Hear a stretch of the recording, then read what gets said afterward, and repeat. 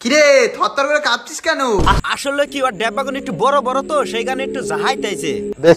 না মানে দেখতেই পারছে যে ঠান্ডা লাগছে, তাও আবার জিজ্ঞাসা করতেছে। ঠিক বলেছো। রে থরথর করে কাঁপছিস কেন? আরে কই কাঁপছে না তো, শরীরটা একটু ঝাঁকি দিয়া ড্যাবাগুন বড় বড় হইছে নাকি দেখাইতেছে। আরে হাওয়া খেতে এসেছি, মানে এত হাওয়া আমার শাড়িটাও থাকছে না। এটা কি বলো তো? কন্ডম। এটা দিয়ে তোমাকে টপাটপ করলে শাড়ি খোলার আর প্রয়োজন হবে না। বাবা গো,